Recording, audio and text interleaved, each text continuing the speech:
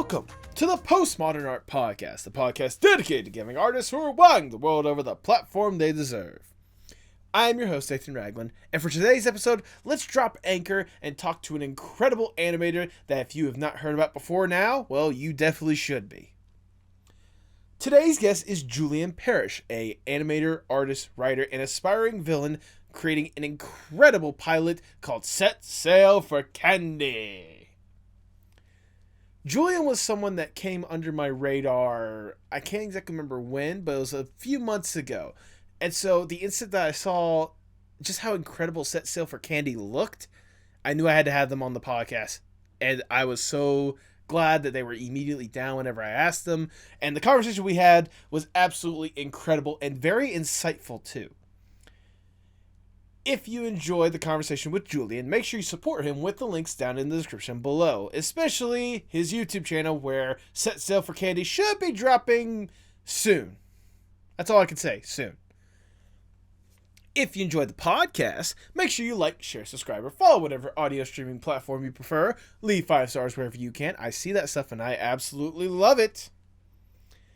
If you want to go a little further with that support, maybe you should consider supporting us on Patreon at patreon.com/PMAP. There, for as little as $1 a month, you can see incredible bonus content, little behind-the-scenes stuff, early access to episodes, and so much more. And hey, look, if all you're trying to do is find a calm, cool, casual place where you get to talk to other incredible artists and show off some of the incredible work that you guys are doing as well, maybe you should consider joining our Discord server, the Artist Sanctuary. We've already developed a nice, incredible, eclectic group of varying artists as well, showing off their incredible work, and I think you'd be a wonderful addition to that today. But now, without further ado, please enjoy the Postmodern Art Podcast. Thank you so much for doing this, by the way, just right off the bat. I really do appreciate it. Oh yeah, no problem. When you send me the DM on Twitter, I was like, it was funny because I joined Twitter all of like 3 months ago. Okay, yeah, I saw that. I've always been watching and waiting, but like I actually made like an account, and because I was ready to start pumping out this little project of mine and getting people acclimated to it. And I made a Twitter for that purpose. And then like I think I put up my first trailer. And like in week 1, like I saw you pop in there and I'm like, oh, that's cool. He's like a little, like I didn't think much of it because I'm like, okay, like he's just passing through. And then like you came in like a couple of days ago. He's like, hey, you want to get on the podcast? And I was like, oh wait, it's that guy. Like, oh, that plot point actually resolved itself. Look, I'm always lurking. I'm always trying to see what cool stuff is because as someone that interviews artists or whatnot, I gotta keep my thumb on the pulse, or even before the pulse, you know. As well as like I forget who initially shared your stuff, but I remember it was the Magic Candy clip that I saw someone had like shared or whatnot. That it must have been like a previous guest or whatnot, and I saw it and I instantly like had to like follow you or whatnot. And then like I saw that you only had like a couple hundred followers or whatnot. And I'm like, there is no way this person's doing stuff this fluidly and only has like this small of a following. It's crazy. If the person you're talking about who you shared it from, who was a previous guest, you're probably talking about I don't want to screw up his name because we just became buddies. I don't want to mess up his name. Hold on, let me. I gotta find him really quick. I can do this. Is something like Star Tease or something like that, or Evan? No. At least from my perspective, it is. Was it? Maybe. Was it Gabe Duvall? Was it Gadworks? Because he was a previous guest. Yes. It may have been Gabe. It may have been Gabe Devalle. Yeah. Devalle. But like, I recently met him. Okay. In California. And then that's where we started following each other on Twitter, and maybe that connection helped you push this here. I don't know. Maybe. I considering the fact this is Twitter that we're talking about, and there's so many people that I know that would instantly see that stuff and instantly share it in a heartbeat or whatnot, it could be a good handful of guests for all I know. Either way, I am so glad I got introduced to yourself, sincerely. Oh, thank you. Oh yeah, by the way, nice Flower Boy poster in the back. Like it's so sick. Look, I am a true Tyler fan through and through or whatnot. This was the album that actually got me more or less on board because I have obviously heard of him like beforehand. I was like watching MTV and stuff when he won the award for what was it, the best new artist back in like 2011 or whatnot with Yonkers and stuff. And like I kept an eye on it, but like I heard that album and I've just been hooked ever since. Yeah, like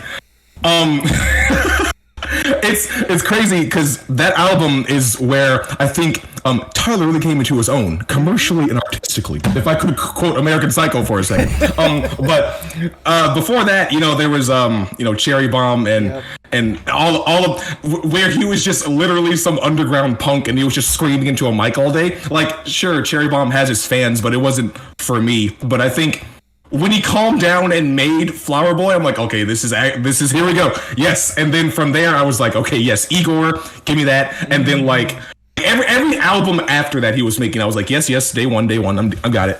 That's basically what it was. It's one of those, like, even recently, I have a good friend that helps me out with the podcast here and there. Her name is Too Much Sasha. She's also a huge Tyler fan. Recently got me back into listening to Wolf, like the one before Cherry Bomb. And oh my God, like it yeah, it has its moments where it's obviously like underground, like grungy stuff or whatnot, but there's still some like beautiful moments that in my opinion are some of the early hints of what was to come with like, Flower Boy and stuff like that. Like it's incredible seeing more or less like just the evolution of Tyler just as a whole, like how he's been able to develop from the early Odd Future days with Bastard and stuff all the way to now with Call Me If You Get Lost, especially like the fucking the smooth ass tracks that came with like the estate sale especially. When I heard that, I was like, wait, is that Tyler? Wait. Like, there's what I consider Tyler's current style is that, like, he has this weird, like, nostalgic element to it, to a time that I wasn't born into, but I feel like I was there. Whenever I hear his current music, I think of, like, 70s aesthetic with, like Jackson 5 looking font, and then, like, just specifically colors red, brown, yellow, and orange. Like, it's always autumn when I'm listening to a Tyler Creator song. It's always autumn. And it just, everything's so melodic. It feels so good. Well, like when he has a song on Flower Boy called November, it's easy to get that fall vibe. That's like my second favorite song on that album. It's so good. For me, I'd say the favorite for me has to be like 911 / Mr. Lonely. That's the easy number one for me. Yeah, that's top 5. There isn't a song on that album that like you can really like hate. Like, it's all just fucking good shit from start to finish. It's crazy because like there's I have my favorites. There's maybe one or two like lows personally that I think are on. Not when I say low, I'm not talking about trash. Just in comparison to the rest of the album, right. Which is like bangers. Like this one's like a 4.5 stars. Okay, that's what I feel about it. But like double platinum 5 stars. There's there's Boredom, See You Again, Where This Flower Blooms, and November. Those songs make the album for me. Oh, absolutely. And I think Mr. Lonely really brings it up too. Yeah. Exactly. I was gonna say, like, at the very least, like, with the way that he set up that album, like, even like the low point, like even a song that isn't as good as the other ones or whatnot, you still can't skip it because the way that the album just like flows and weaves within each other, and like the tracks, like, like one after another, just like provide a good full experience just as a whole. Like, you can't skip anything on that album. Yeah. Like, I totally get you on that. I don't have a lot of albums in my library that do that little classic trope of just having one seamless experience. Like, you can still listen to the songs isolated, but they are definitely, if you're like on a long road trip, you just press play and you don't touch the button. Exactly. Like, that's Flower Boy to me, and I'll do that every time. Oh man! So both Flower Boy and Igor for me, like, just both of them. Just like, I gotta go through it every single bit, even the 14-second Gerard Carmichael talking bit. I cannot skip past that. Like let me word this carefully. Like, I still love Igor, but like it. Flower Boy was like, it was an easier sell to me, and then I heard Igor, and I'm like, it's still within his like current aesthetic, but I'm like, oh, he's getting, I'm getting some like a little bit of like cherry bomb, like, you know, like pre Flower Boy Tyler stuff coming in here, because like it's a bit more grungy, and I think he wanted to, you know, get away from some of the more melodic stuff that was in Flower Boy, but then he goes back into like that stuff with Call Me If You Get Lost, like that is like this sort of climax or like a culmination of like what he wants to do. Exactly. I really feel that. I was gonna say, like, I saw a YouTube clip of all things the other day of Tyler doing an interview talking about like the Igor or whatnot, because you know Flower Boy came out and there were some people out there that are saying that like he played it safe with the album, like he just went to his wheelhouse or whatnot, which I mean, honestly, if you listen to his previous stuff and then you hear that, you're like, that's a step up and nothing less. But he was like, I was too safe. Okay, with this next one, let me get a little bit more experimental with it, and like he truly did, like making a pop album that's fucking is amazing, at least from my opinion. Oh man, I could fucking talk about Tyler all day. Like it's my god. Like before I like started listening to his music, I was watching fucking Loiter Squad on Adult Swim, and I'm like, okay, this show is silly and like low budget, but like it has a lot of fun moments in that show. But I knew it wasn't gonna last, because I'm like, this is just like a little thing he's doing. Like, this is Tyler on summer break with a camera. Like, that's just what he's doing. Basically, you nailed it right on the head with that one. Do you have any questions or concerns before we get the show on the road? No. Actually, no. I'm cool. Okay, awesome. If nothing else, like, because correct me if I'm wrong, I imagine is this your first like interview for a podcast or whatnot? Mm-hmm. How you feeling about it? Excited, nervous, anxious? Excited. I mean, like you're a pretty casual guy, so there's no pressure. Like, it's all good. That's the vibe I try to go for. Just a nice, calm, cool, casual conversation to where you get to just absolutely gush about your passion when it comes to art and animation and such. I appreciate it. And hopefully I got some good questions that will do it some justice, because I think I tried to go off what you've presented online, which isn't much. I know, dude. Like I have to. Okay, so I was being strategic about what I want it to show. Okay. But it's not that like a lot of it isn't done. Like I'm 98% done. Oh wow. Like I could just put it out now, and you know, people would be satisfied with what it is. But I'm not. You know, we have to get it done. Right. No, obviously, is it now the thing that like I'll go ahead and say this. The thing that like made me both like intrigued but also curious is like you have this like amazing animation done, but you have like no prior work, like any like student films or anything like that out there, which is why like I see this stuff and I'm like, it's absolutely gorgeous. What did he do before this?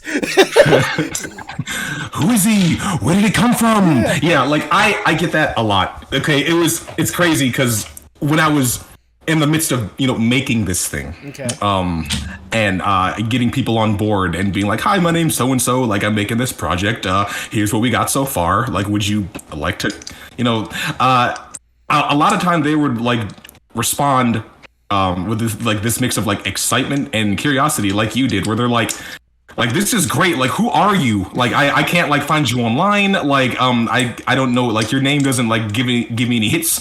And I'm just like, yeah, like I'm just a guy who kept his head down and just did this thing.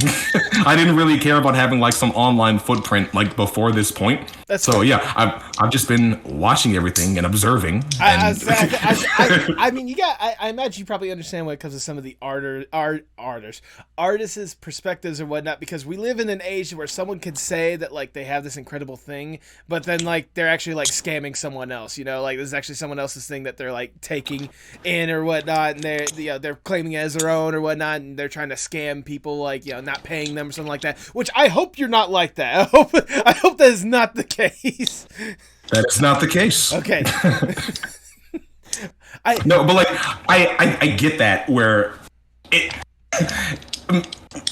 maybe even more like when if I was approaching you to like work on this thing, you would be a lot more on edge and on guard about like, you know, this looks a little bit too good to be true. Like it doesn't look like, you know, it doesn't look like a piece of shit. Like, what is this thing?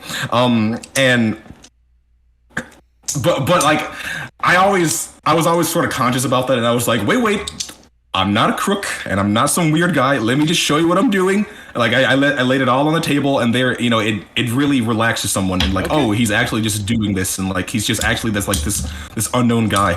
Like that's.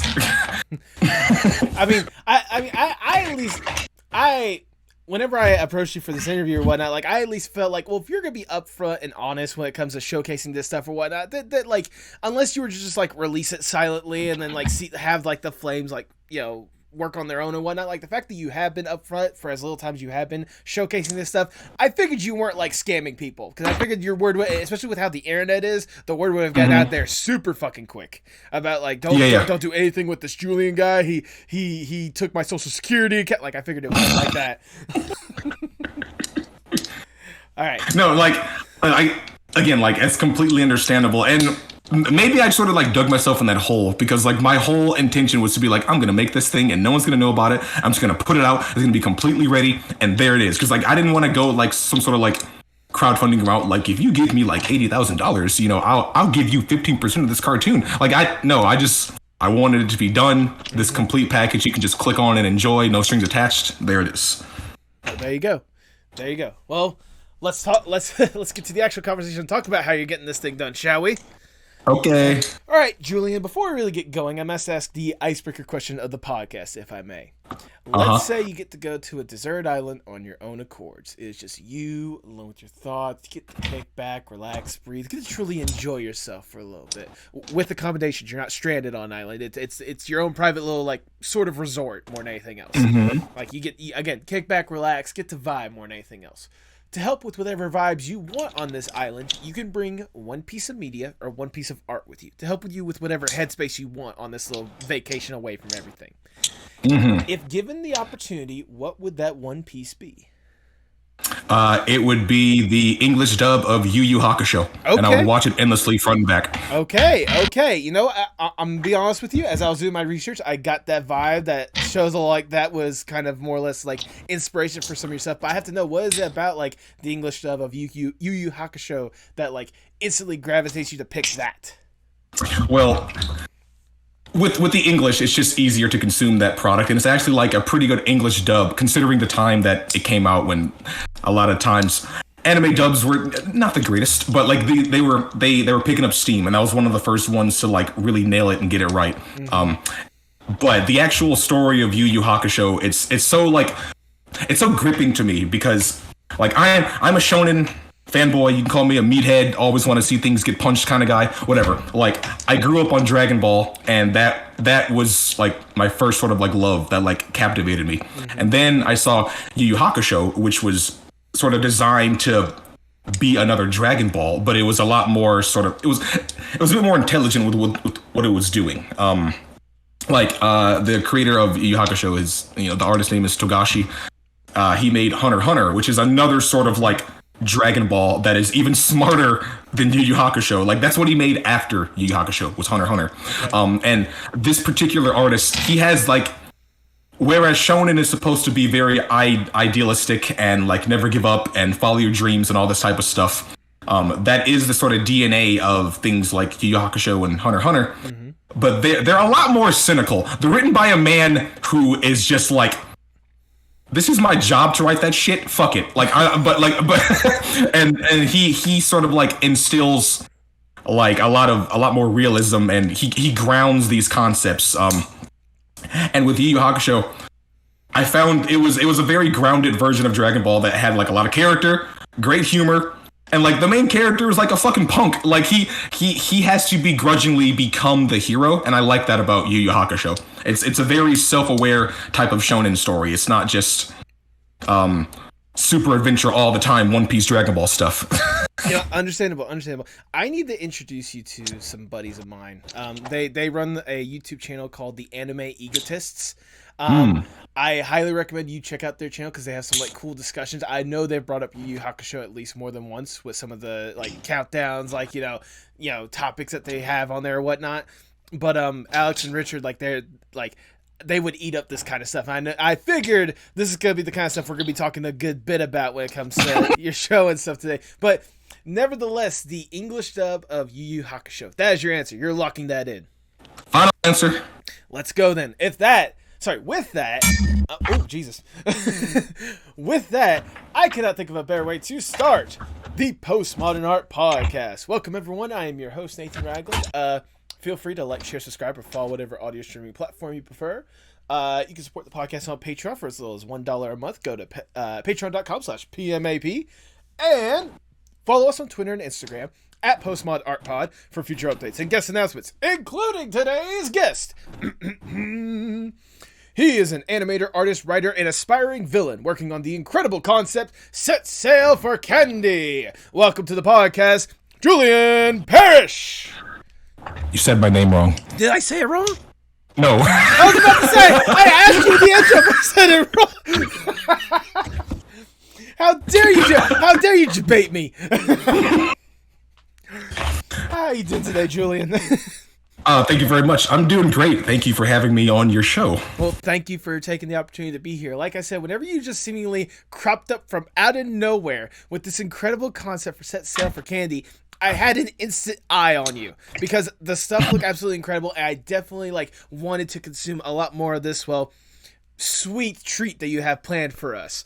But before really divulging to the stuff you are making nowadays, I want to go back just a little bit and learn more or less the origin story of Julian, if I may. What got you interested in art and animation in the first place? Let's see.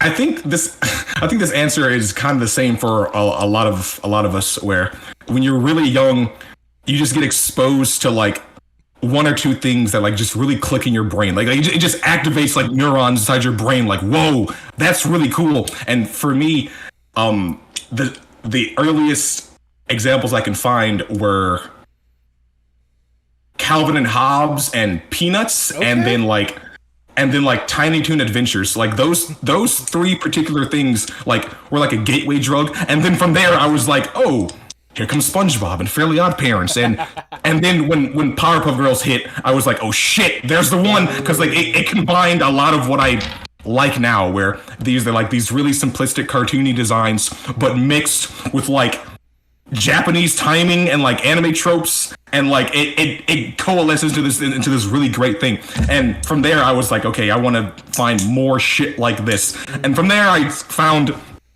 Dragon Ball and more Dragon Ball and then Yu Yu Hakusho, and then from there I was just off to the races. I didn't stop, and I was just I want to make things like this. And whether or not that thought was conscious, there was something in me to just wanting me to produce this stuff and make art and learn how to draw and write and create. And from there you just keep doing it for 25 years and you end up on a podcast. Here you go.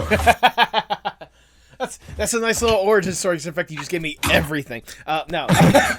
I just wanted to go back a little bit, just talk about especially some of the first shows, because you listed a lot of just fucking mint quality stuff right off the bat with that stuff, especially you were talking about the Calvin and Hobbes, Peanuts, or whatnot. Obviously a good little foundation for some of the humor and stuff for these days.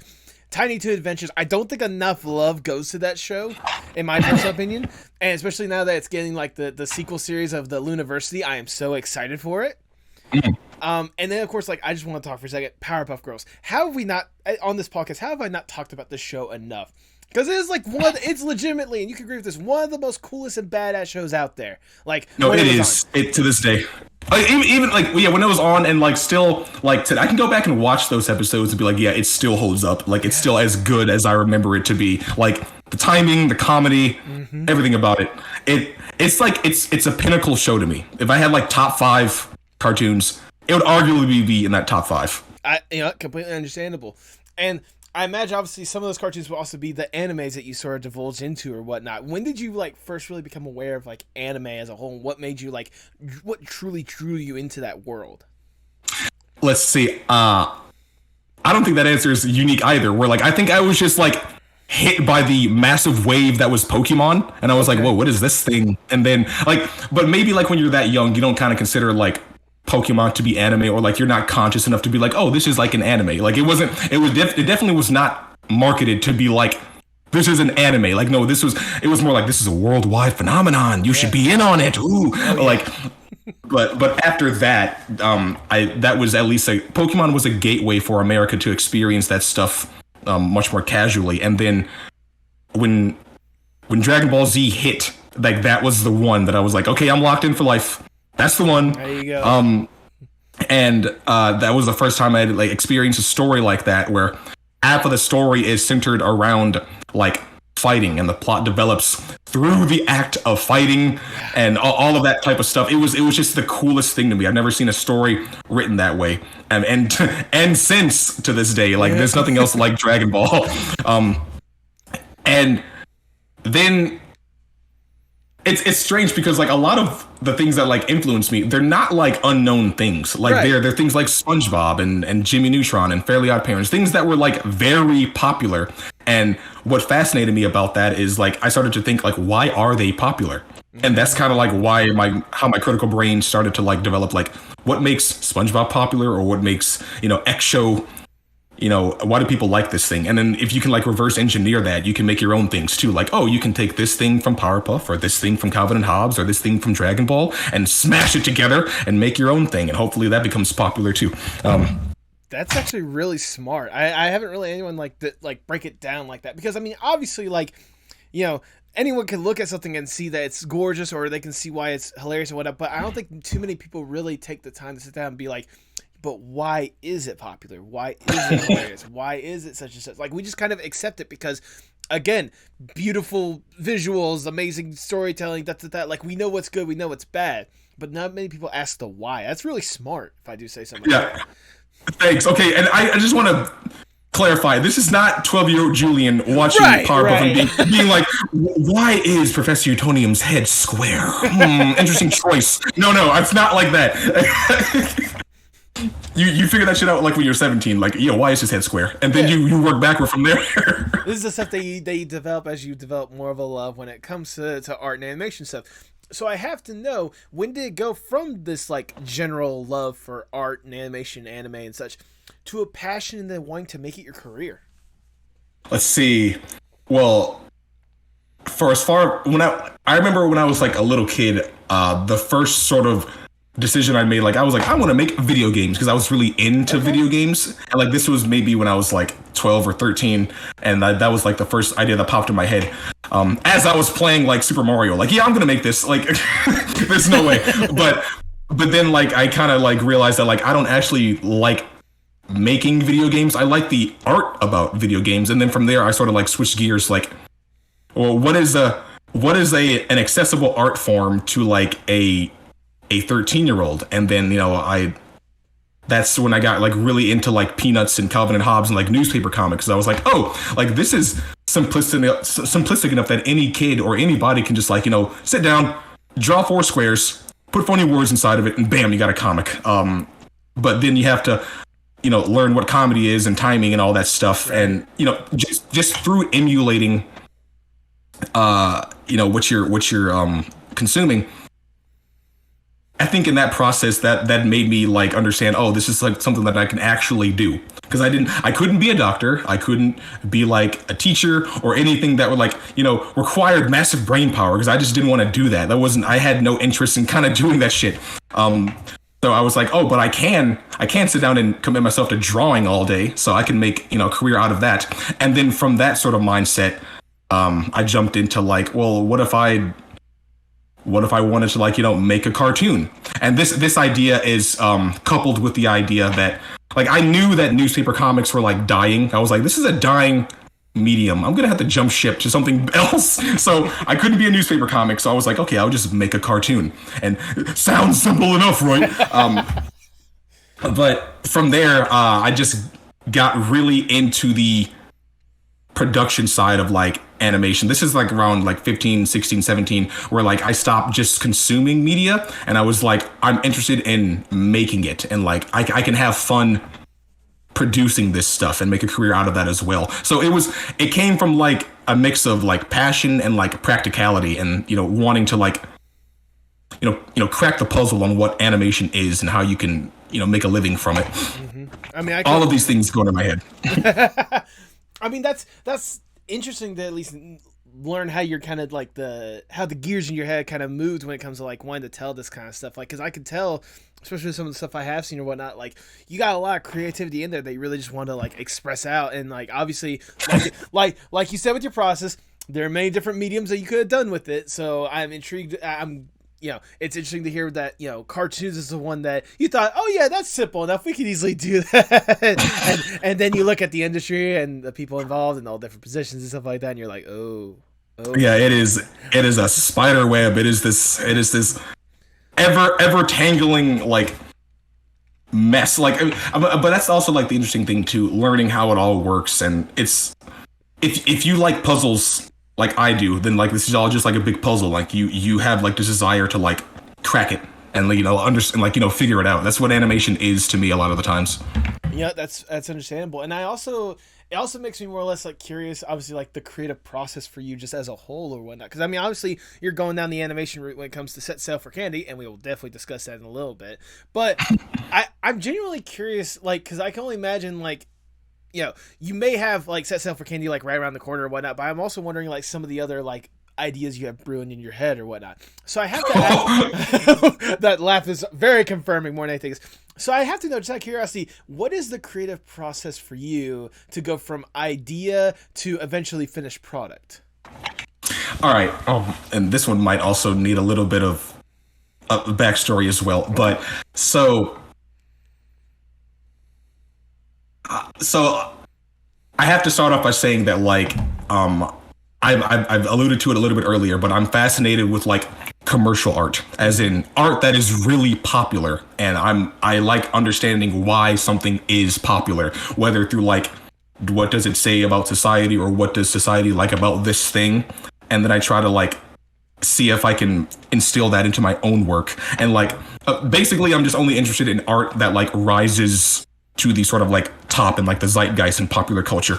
And from that thinking, that's kind of how I like begin my own creative process. As I'll have an idea and then I'll see if I can like extract as many different concepts out of that idea as possible. So it's almost like I was doing this back when I was like 16, 17, when I decided I wanted to make TV shows, specifically like cartoons. And then I figured out, okay, well, a cartoon is like a cartoon is a TV series, and a TV series is like, comprised of seasons, and then seasons are like 13 to 26 episodes. And then from the, you keep working and digging into that sort of like idea headspace.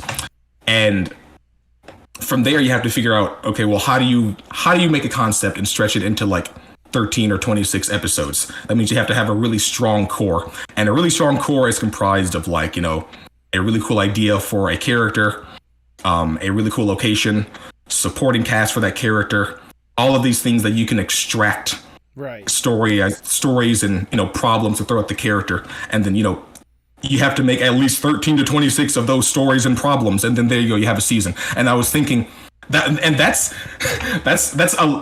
me as a teenager doing that. I wasn't interested in just like, I'm just gonna draw this character la-di-da-di-da. Like, no, I sort of was tailoring my brain, whether I knew it or not, to like work in a sort of like TV medium headspace. And from there, to answer your actual question, what is my creative process?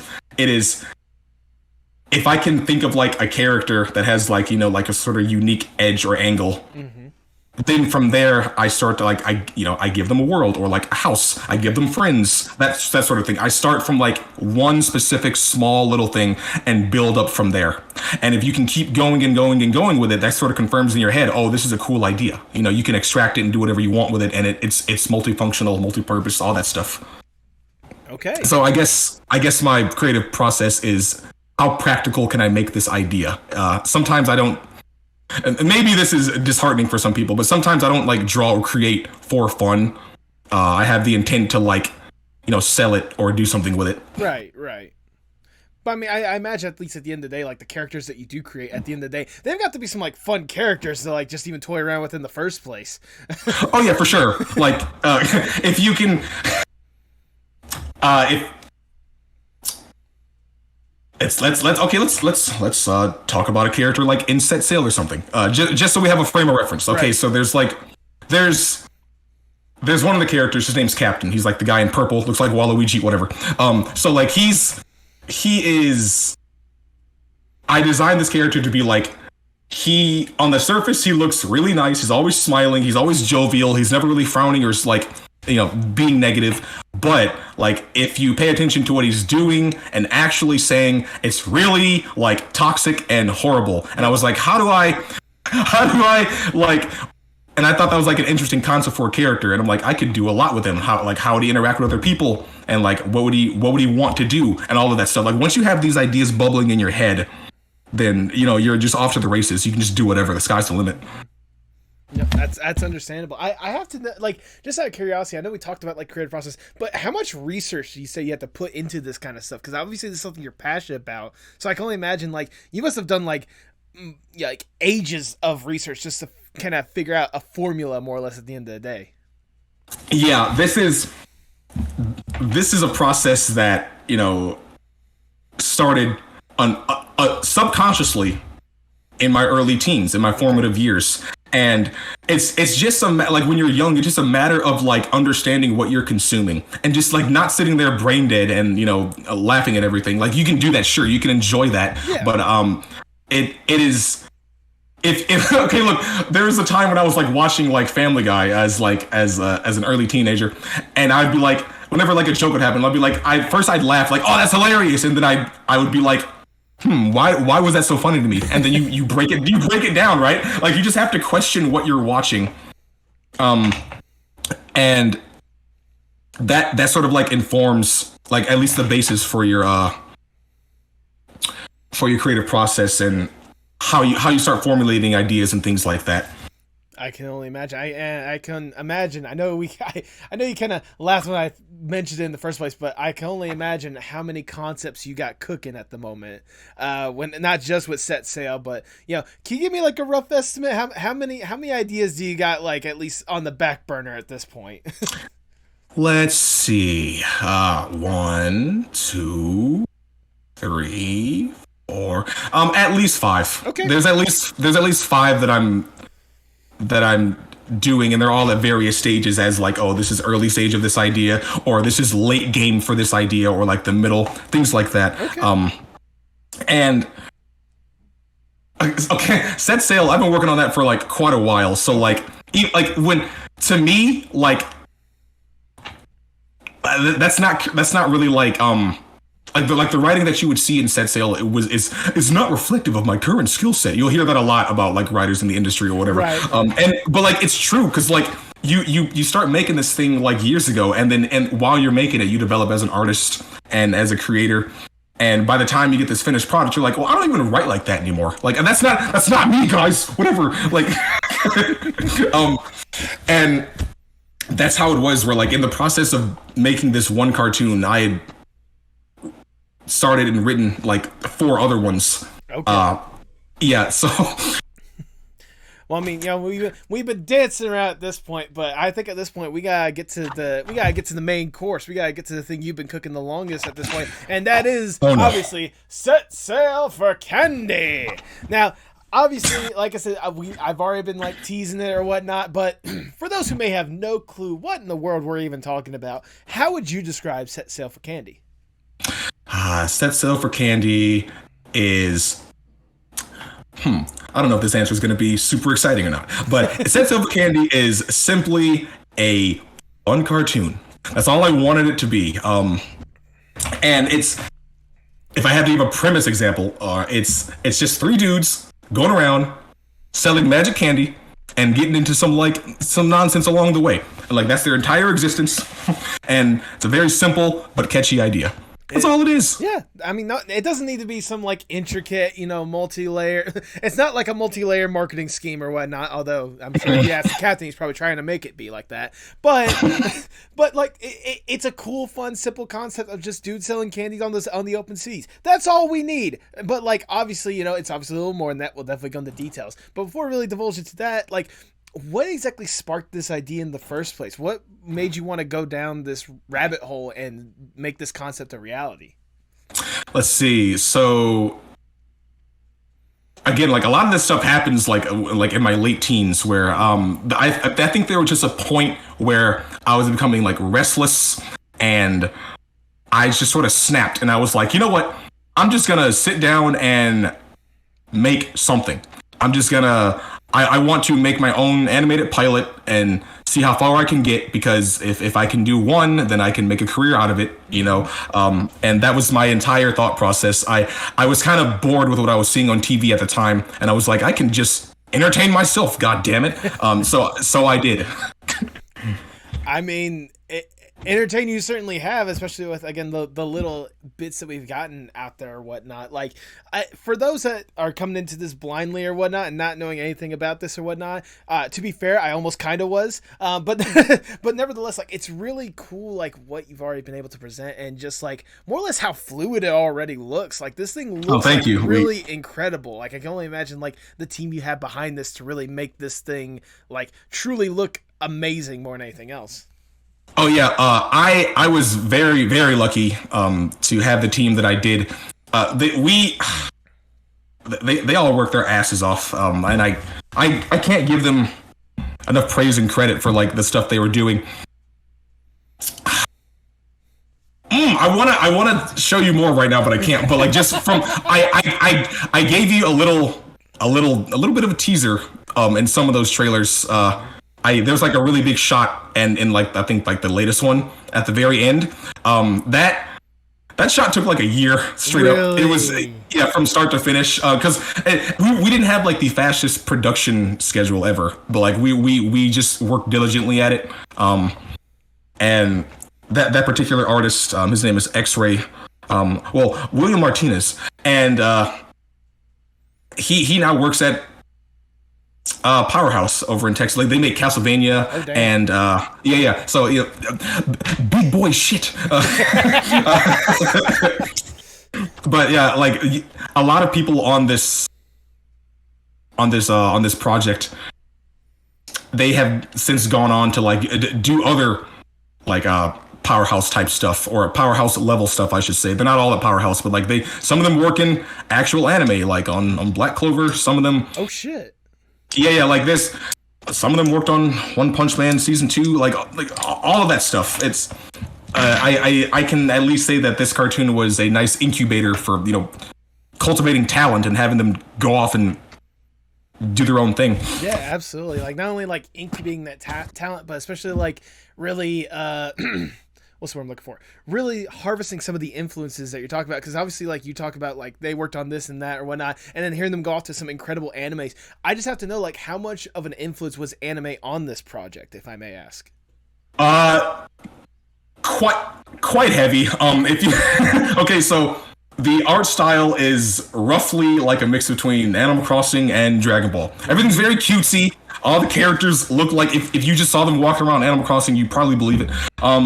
There's nice bright colors, but I wanted to do this is kind of going back to Powerpuff. I wanted to sort of marry Western and Eastern sort of like tropes together, where, you know, the characters, they could, I guess today they could pass for like sort of Western type characters, but like the comedy and like the timing and all of that stuff, that's sort of like ripped straight out of like Powerpuff and Fairly Odd Parents. So that specific, like, very snappy rhythm to like how a line is said, you know, setup, punchline, all that stuff. The story, that's like, all of that is like Western influence. How the characters sort of move and like emote, that's a bit more of a Japanese aesthetic, but I wanted to really tie it down with something that is definitely Western, and that's where the concept of line boiling comes from. Ooh,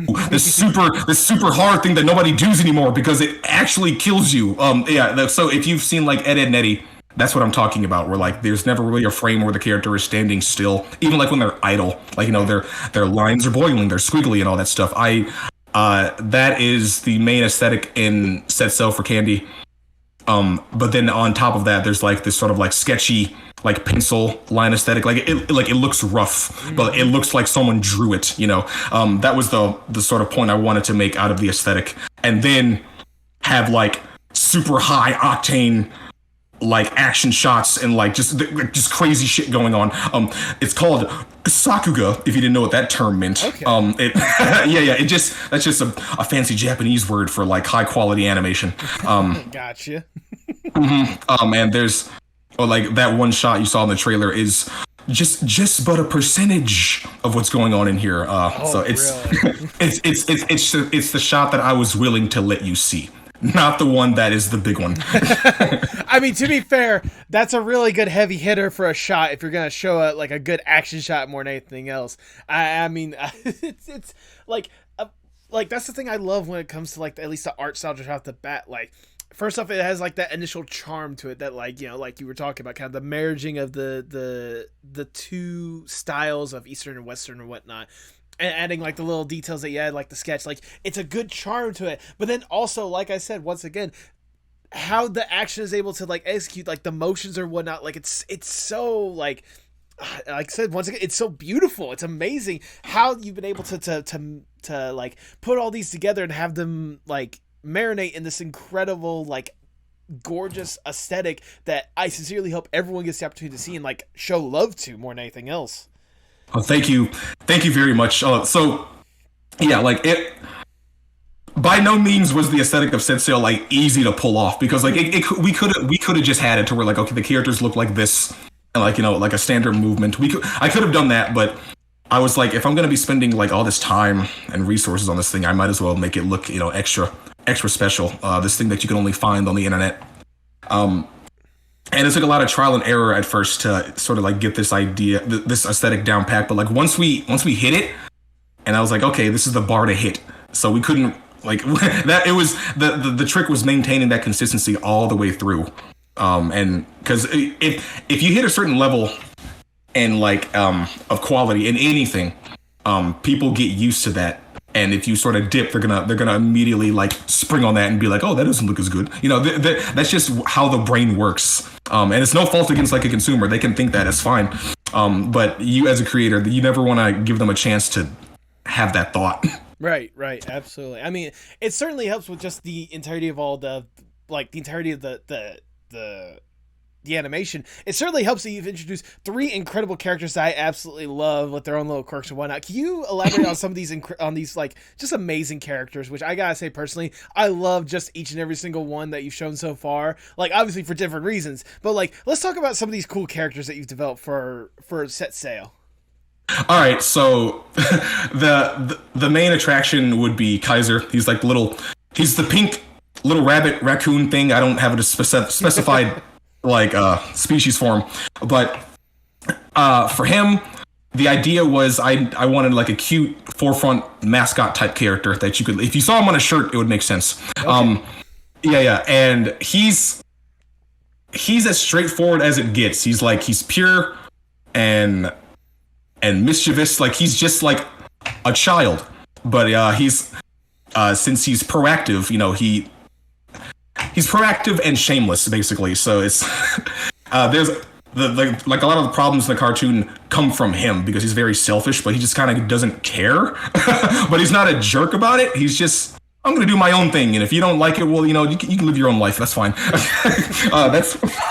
And his voice, that would be the cartoon gamer. I don't know if you've seen his stuff. Like he mainly like does like video game and Pokemon type stuff on YouTube, but I was so enthralled with his voice. I was like, I gotta have him. I gotta have him. And I think he has a great main character voice. That's and I mean, well, that's Kaiser. He's what you see is what you get. That's him. And then with then there's Da Vinci, who's a bit more complex. He's the kid with the pink hair. Got a little bit of sass, a little sailor boy, as his voice actor likes to call him.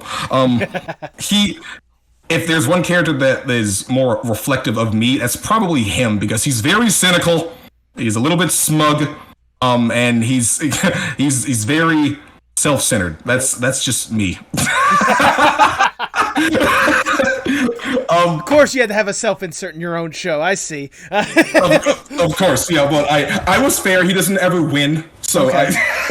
And then Captain is, he's unhinged. Like he's all he cares about is money. Yep. And the pursuit of such, and I wanted to explore like how, not necessarily toxic, but like how crazy a man can get in that pursuit of money, and that's what he is. Mm-hmm. Mm-hmm. I mean, I can certainly see that, especially with like the little interaction I got from the second trailer. I think it was like the second trailer, like, hi, how can we absolutely escape? I mean, how can we help you out today? Like, just that nice, like, upbeat, cheery voice when you know deep underneath there, just like a more cynical Mr. Krabs from SpongeBob more than anything else. Yeah, exactly. Like I when I was making that character, I was like, oh yeah, he kind of is like Mr. Krabs. So I sort of like heightened his zaniness, so like, you know, to differentiate. Yeah, I mean, like, you know, obsession with money, the big giant claw for a hand. I mean, you kind of oh yeah, there's the claw. Okay, I didn't actually catch that one. Oh goodness. And I also want to say, like, on top of obviously providing these incredible characters, you kind of teased it a little bit with also like the voice actors you got for it. With the cartoon gamer, I did a little research on him because I hadn't heard of him beforehand and whatnot, but I get what you're getting at with the main character vibe. I can see why you made him Kaiser and whatnot. But let's also not short sell the voice you got for Captain Da Vinci, which for those who don't know is the legendary PurpleEyesWTF, which again, for people who don't know, is behind the legendary skit, "Why are you buying clothes at the soup store?" To this day, he can't live that down, dude. Like I personally want to just talk to him on the podcast about like the legacy that kind of evolved into, because like I'll be honest with you, when I saw PurpleEyesWTF for the cast, I'm like, okay, let me look this guy up, and wait, no, he was the one behind that? I didn't realize that was him until I did my research. But back to my original question, like, how important was it for you to have these guys as the people voicing these characters? Because I mean, obviously, like, you can present incredible animation, but if the voice acting isn't there, like, no one's gonna buy into it. Yeah. In that sense, it was like imperative, because I was kind of like, if I don't get like fun voices for these characters, like there's no point, you know. So and luckily, like, it was a pretty stress-free like casting process. Okay. Like when I thought of Kaiser, the first person I thought, like, all I really did was like look into my YouTube subscriptions. I was like, I want him and maybe him, and then like I went to like the cartoon gamer. His name's Malik, and like I shot him an email. I was like, hey, you want to do this? And he was like, oh yeah, cool. And then that was it. There you go. And then kind of the same for Purple Eyes. Like, his name's Nick, and I was like, hey, you want to do this? And he was like, oh, this looks awesome. Yeah. And then like there was no stress. Everybody was on board from the start. And I was like, oh, that was way easier than I thought. They're human just like me. I can talk to them. Like, so it's okay. It's crazy because, you know, I mean, they had like pretty big channels, but even like back then they weren't as big as, you know, they kind of are now. But even then, I'm like freaking out. Like, will they want to talk to like some little insect like me? And they're like, hey, what's going on? Like, it's so casual. I would say, Julian, as someone that does that basically on a weekly basis when talking to incredible artists that do incredible stuff on a weekly basis or whatnot, I get that emotion every single time someone agrees to come to this podcast, every single time. So trust me, I completely believe I understand where you're coming from when you're saying, oh my God, I actually got these guys on here. What the fuck? It feels good, doesn't it? It always feels good when that happens. Like, oh, there's no way. And then you get an opportunity to like talk to them and like collaborate on this cool, incredible concept, and it just makes it infinitely better more than anything else. Yeah, for sure. And like, especially like what you've already been able to present so far, like with the cool, like the fun, like just this project just as a whole just looks like fun from like it looks like it's going to be fun from start to finish more than anything else. Like, I can only imagine, again, you've only been able to tease a little bit. You don't want to give away everything, and I know you want to show me more, and trust me, if you want to do it privately, I'd love to see more. I'd love to see everything I can get. But oh yeah, for sure. But like, how, like, when it comes to like what you want to present, like, how important is it for you to just tell this story in the first place? How important is it for you to go forth and get this thing done and showcase it to the world and let the people just enjoy it? You know, I've struggled with that answer for a couple of years. Like, is it really that important? But then, like, at the end of the day, I'm like, yeah, it actually kind of is. So again, like I sort of said in the beginning, where like I sort of I approach art from like a fun and practical stance. So there's always like, two sides to this coin with art for me. And I wanted, like, as time goes on, like the more like I put into this project, like the more that I have to get it done, because if I don't, then you're just a loser. You're just a quitter. You're a quirkless loser, Deku, and you can't be like that. And you have to see something through to the very end. And so it's more like I almost don't care what the world has to say about it. It's fucking personal. I just want to get it done. No, that's valuable. I mean, I can only imagine, especially like, I kind of teased this before we really got started, or I kind of mentioned this before we got started, but like, before even showcasing any of this stuff, you've kept a relatively like low profile when it comes to like your online presence, when it comes to art and stuff like that. I'm not saying that you just came out of nowhere and just decided that, I'm just going to do art or whatnot, but like you've been smart with like keeping a low profile and kind of letting people's expectations build more or less.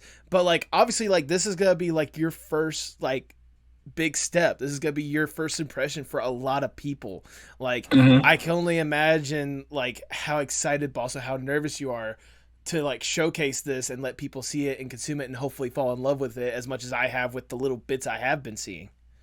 Oh, thank you. The pressure's on, right? Because like and I don't want to shit on like the sort of state things are, or like, okay, when I first started this project, I was sort of like assessing the sort of online animation scene, and back in the year, like let's take it back like almost 8 years ago now. That's when I was first starting to like put things together, and like I had the idea to make this thing. The online animation scene at the time, it was pretty sparse. Like there really wasn't anything of note besides like a few like specific animators. Like there's always Egoraptor, and there was he was doing like a lot of stuff with his Game Grumps animations, where he was just pooling in all of these different talented animators to essentially animate over clips of Game Grumps. And there was a lot of like unique things going on in that space, but I'm still like, that's still just like, a little minute of like a little burst of adrenaline. It's like a minute and 45 seconds of like this really cool thing from this audio of a let's play. And I'm like, that's cool for like the internet to like consume on the toilet, that's fine. Right. And there really wasn't anything like super of note at the time. And I think at the time, Has Been was just getting off the rails. They were, and I was making this thing in tangent while that thing was coming out. And I'm like, oh, so at the time it was really just Has Been, and at least in my world, it was me, and then there was Has Been, and then that came out, and then from there, I started to notice, oh, there's actually like a lot more shit going on. There's other people doing their own thing.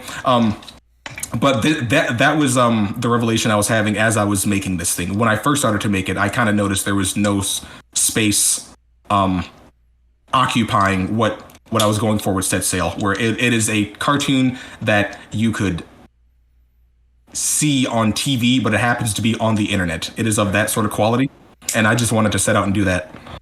Absolutely. I mean, I'm certainly ready to see this thing, set sail and let the internet just absolutely like consume it. Like, I have to know, like, for you, especially at this point, with how much you've poured into just this project alone, not even the other ones you got, in development or whatnot, but like with Set Sail alone, what should the people expect from it?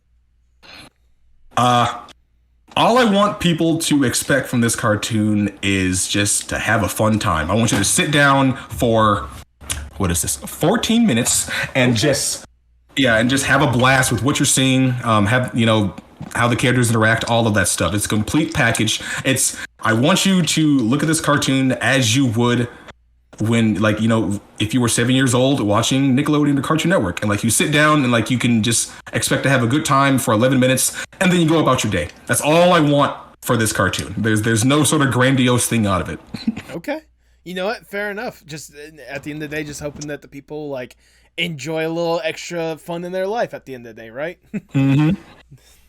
I mean, hey, that's a good expectation more than anything else.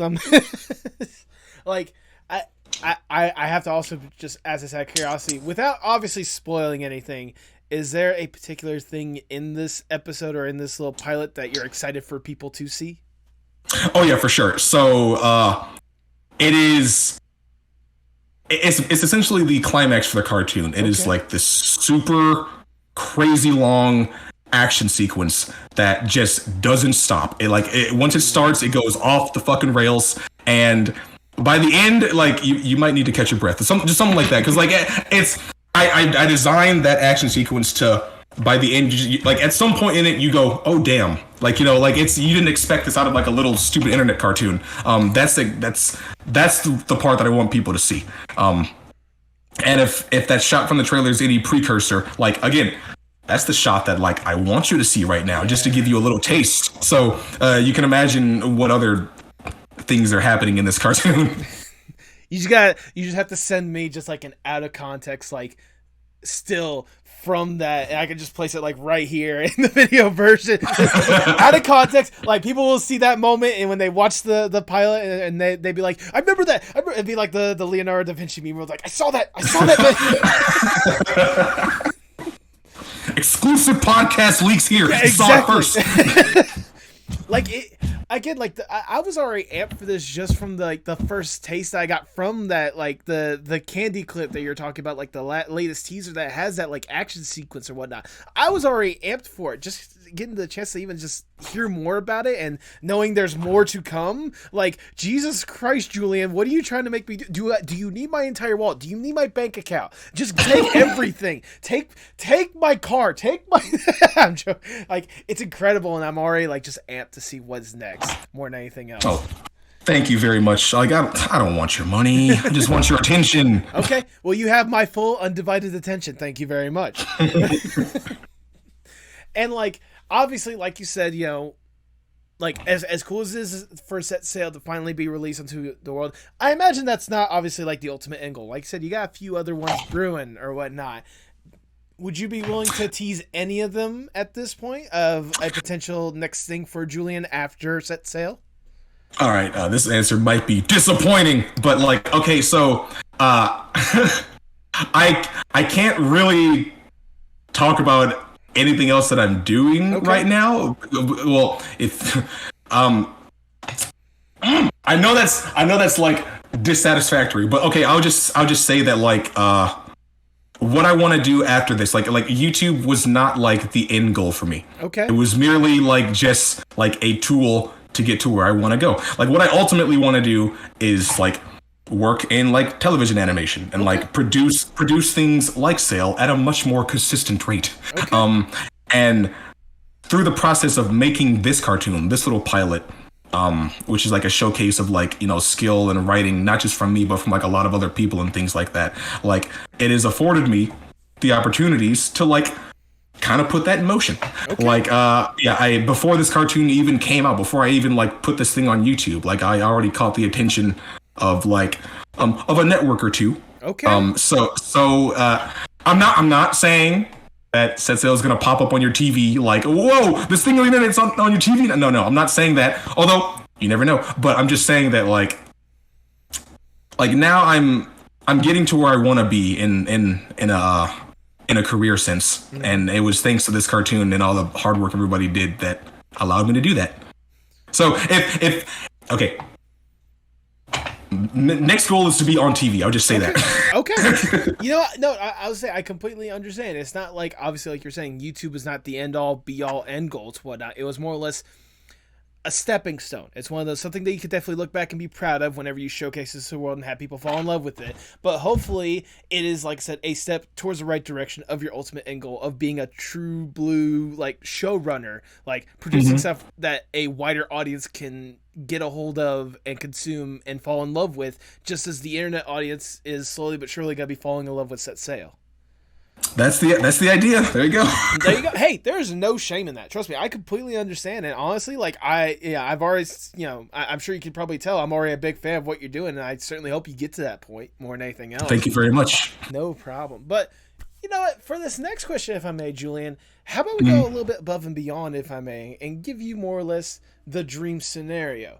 Let's say I give you that opportunity more than anything else. Let's say I am Big Shot Mr. Moneybags. I come up to you I come up to you like, look, Julian, We know you got some good stuff cooking. We've seen the little bits here and there. We know there can be more. We know that there's something there. You just need a little platform, a little extra push, just to really get you over that hump more than anything else.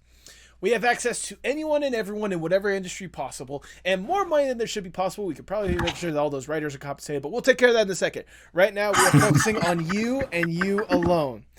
If given this opportunity, what would be the dream Julian Parrish project? You don't know what you're doing to me here. Okay, well, let's see. I had a dream project, you said. Well, right now I'm really big into like writing like serialized like stories that like just span like forever. Okay. Like not like like Set Sail is like episodic. It's like, you know, they can have like whatever they can go whatever random adventure that you put them in, and you know it'll work. I want to make like a large sprawling story that spans like seasons, series, years, like all of that stuff. It's essentially, as I've noticed in rewatching the entire sort of like MCU like catalog, they were kind of doing that, you know, with Phase 1, 2, and 3 and such. They were kind of doing what I wanted to do, but on a crazy large scale. You know, it's fucking Marvel and Disney. Yeah. Like I want to do something just closer in line with like a Dragon Ball or a Hunter x Hunter, where like, you know, you like a show that has arcs, and within those arcs there are like, you know, crazy character interactions and things like that. I want to do that, but like for Western audiences, because in animation we're not really prepped and primed for that as much as I want. Like we have things like Avatar and Venture Brothers, and I love Venture Brothers to death, and they sort of fell into what I like, where like they all of a sudden started making like this giant sprawling world and interconnecting characters, and I love Venture Brothers for that. And that's what I would want if I had access to like unlimited, or at least a very generous amount of like studio funds, the talent that I want. Man, I would be having like Japanese studios drawing this shit. I would have like all of the voice actors that I want, who are alive or dead, to come work on this thing. And I could just sit in my room and write out these ideas and shoot them down the pipeline, and they'll just be made in like a year, and that would be great. There you go. Hey, it's not a bad goal to aspire for more than anything else, just having that like creative freedom to tell the story you want to the fullest. I think that's what any artist would truly want at the end of the day, right? Yeah, like I think the one person who's kind of in that position now is I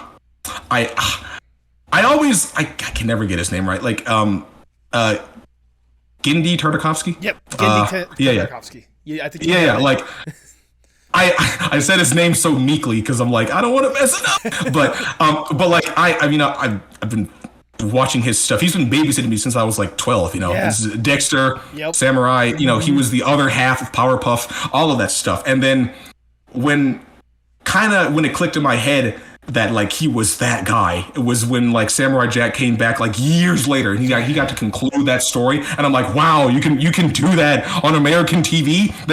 No way. And I was like, okay, I sort of want to work to get to like his position where he's at this point in his career where he can kind of just pitch a show and it'll get made, quote unquote. Like just through some magic, that'll happen. And he's at a point where he can just pitch whatever idea he wants, and there's a high chance that like it'll come to fruition. He recently, you know, he made Unicorn Warriors Eternal, and that's an example of like that show was like very like weird and out there, but like, you know, there's clearly like thought put into it. Like you can tell that like Genndy made that show, but like it's not the show that I think he would like pitch first. Like I think that's the show that like after you have like a good 20 years under your belt, yep, you can pitch that, and then networks are like, okay, yeah, like, you know, you're Genndy, so we trust you to make the show. Here, have at it. Like I think Dexter was an easier sell back when he was like a young kid versus now. Which is crazy because like the way that like unicorn plays out and like the story and like the tone and vibe, that's definitely a show that you would see like on 2004 era Cartoon Network. Oh yeah. But now it's 2023 Adult Swim. Shows you how far we've gone. I mean, obviously, like that's probably the best case example of it these days or whatnot. Like having the Gendy legacy, like with your stuff and the stuff you're cooking at this point. No, I could absolutely see that being the future that you'd love to see. But sadly, we gotta get down from the dream scenario. We gotta get back to reality, and I'll ask the ever so generic question: where do you hope to see yourself, say, 5 to 10 years from now? Reality is often disappointing, isn't it? Oh, and oh man, 5 years, you're killing me here. I know. In 5 years, I kind of hope to like be in the starting stages of like of where I want to be. Like I kind of want to be making TV shows within 5 years, honestly. And that's kind of it. I mean, I guess I hope in 5 years, like Set Sail is like a thing that like is still holding up in people's memory, like, oh yeah, that thing, or like people go back and watch it and like it just becomes like this sort of like staple for people within the space of like online cartoons, so that like, oh, people would like say that in reference as a good thing, like remember that shitty Set Sail cartoon you would have like no, let's not have that, as long as people are like, because as a creator, like you kind of can't hope to like have everybody love you. That's impractical and like not healthy for you. But like, okay, but if you make a thing, like you pour your like your blood, sweat, and tears into it, and it comes out, and then like if the best you can get like after like a decade is like, oh, remember that show? Oh, I remember that show. That was pretty cool. And then they go about their day. Like that's, to me, that's like one of the greatest things ever. Like whenever like I talk to like people who aren't within like animation and cartoons, who are fucking normies, whenever I talk to the like those types, right, and we have like conversations about cartoons, and like they'd be like, oh yeah, I used to watch that when I was a kid. I really love that show. And I'm like, oh, that's so cool that like someone like you can just remember that fondly, and like and even if that's all you have to say about it, like I don't think they kind of understand like what that means to like artists. Like, like you still remember it after 20 years. Like we're still like in your head rent free. That's great. Exactly. I mean, at the very least, I'm sure people will definitely remember this fondly in the long run, especially whenever you get hopefully the opportunity at least 5 years from now to go forth with that dream more than anything else. I hope dream and reality finds that fun little middle ground and make it that like it a reality. You get what I'm getting at? Mm-hmm. Yeah. As we start to wind down the interview, I just have one last question I want to ask you, Julian. Obviously, you've deeply entrenched yourself in art and animation for ages now. Like, not just like how amazing the art is, but also like kind of the science behind it and like how to truly make this thing like just incredible on all fronts. How important is art, not just for you, but for the world as a whole? I'll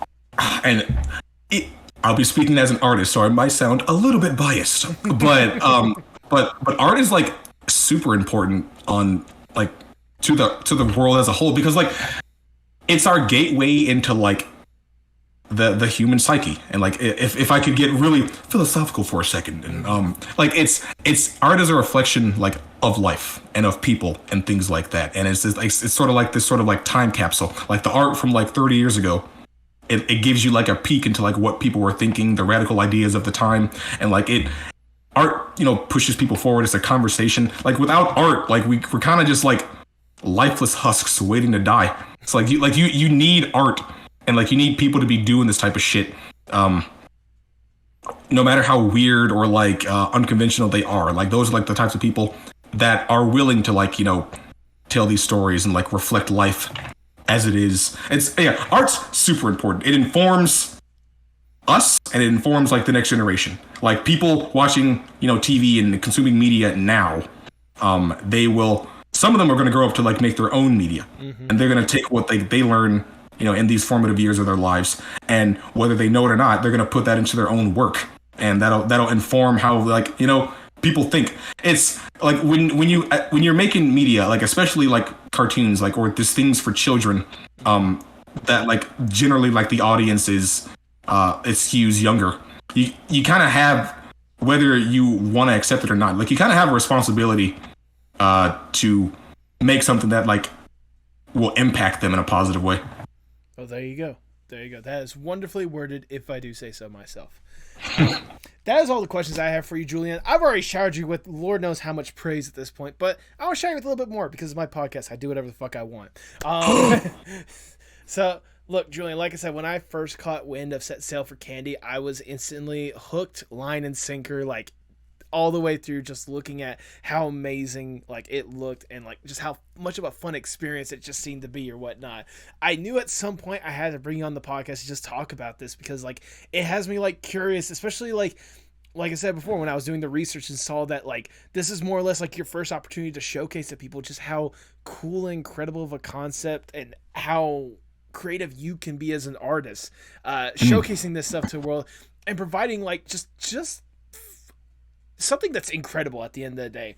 Like, I'm genuinely excited to see what more comes out with like Set Sail for Candy, but also like what more you get to develop, especially, you know, after today, getting the opportunity to talk with you, getting to truly know like just how much you've really invested into this stuff, how much research you put into this kind of stuff, how much creativity you want to let flow through this stuff more than anything else. Like, I have a wholly different level of love and respect for what you're doing, and I sincerely hope you get the opportunity to showcase that, both with Set Sail for Candy and everything else you do afterwards. The long and short of it is, Julian, thank you so much for putting yourself out there. Thank you so much for providing something incredible, and I sincerely hope that I am one of the few now, but one of many at some point in the near future that gets to root for whatever you get to do and get to consume everything that you're going to be producing day in and day out. Thank you very much, Postmod Art Pod. Like it's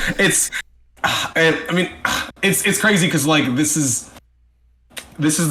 generally like the first time like the world at large is becoming exposed to this. Mm-hmm. So like to hear you say that on camera, it feels really great. Like it, I mean, like it lets me know that like the path that I'm going down is the correct one. You know, it's I have no regrets going down this path, and like if I can make you smile for like 14 minutes, you know, that's all I want out of you, man. I'm glad I got the results from you, even that this thing isn't even out yet. Yeah. It's, you know, feels good, man. I feel like it's gonna be more than 14 minutes because I'm gonna at least replay this pilot at least a good couple of times. I feel like because I feel like there's gonna be some incredible stuff, especially with just all the stuff that you're teasing and all the people that are involved with it or whatnot. Like, sincerely, like, I am being 100% honest when I say this is probably one of, if not the most excited pilot that I'm excited to see at this point. Like, genuinely. Thank you so much. Like I aimed for it to be that way. I didn't want it to be like, you know, a piece of shit. So I had to do it right. I had to come correct. Yeah. Which also leads me to one other question that I forgot to ask sooner. You know, again, we've been obviously talking about this. You know, obviously you're really hard at work at doing this. You keep saying that this thing's coming soon. How soon? Let's see. Well, as soon as we get it done. Like, okay, look, like I say that, but like it's actually like really close.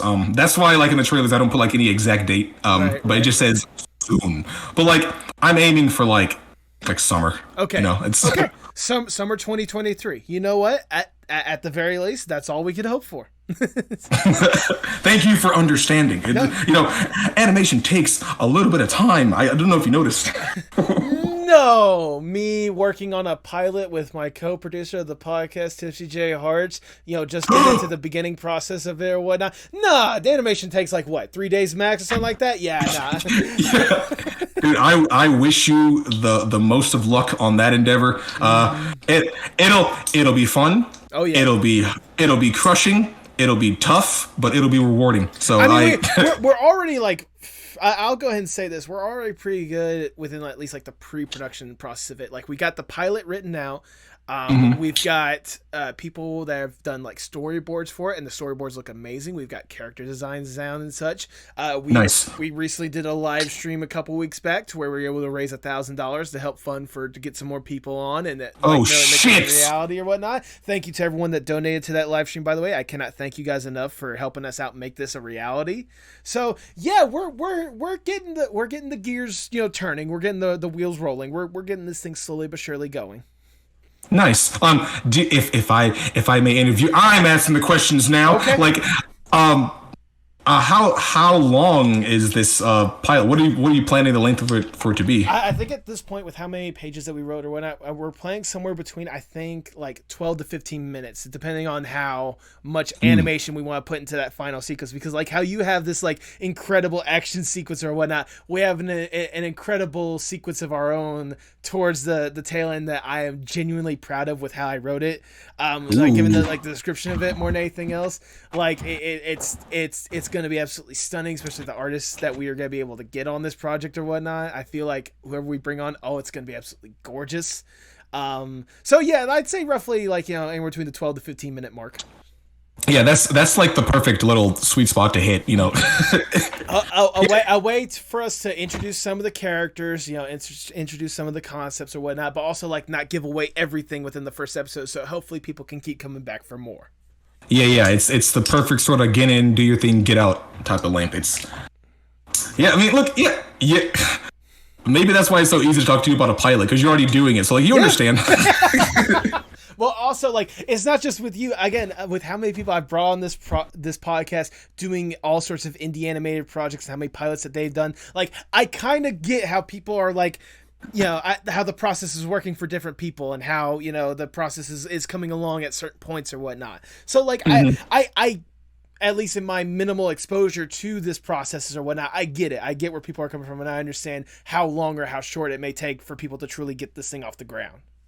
Yeah, like, and part of that is like the sort of crazy beauty of like making like indie stuff where like you are your own boss, and ultimately like you are the one that like decides if this thing's going to be made or not. Like it's like, through sort of sheer willpower. Yeah. Like you have to like will this thing into like life. Like it's like a little baby, and you have to birth it. Yep. And whenever like I do see like indie like projects come out, I can always like empathize, like, man, that must have taken you forever. Like I get it, dude. Trust me, I can already tell and I can already imagine. So if people do want to see kind of the fruits of that labor, the willpower that you've put into this kind of stuff, especially when this drops and maybe what you do afterwards, go ahead and plug yourself for the people at home. Well, my name is Julian Parrish. You can find me at Julian V Parrish on YouTube, and you can find me at just Julian on Twitter, and that's about it. There you go. And if for some reason there's any like hidden link out there, which I don't think there is at this point, but if there's anything that you're missing, I'll go ahead and put that in the description below. But I feel like those are the only two major links I need to be concerned about. Yeah, it's just those. There you go.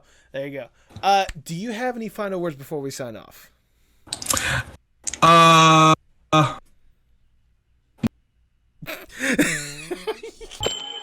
me what's wrong, tell me it's parts in motion. Sing me a song, tell me your eyes can't all open. Show me it all, pick me up in the car you drove when you used to call. Show me it all.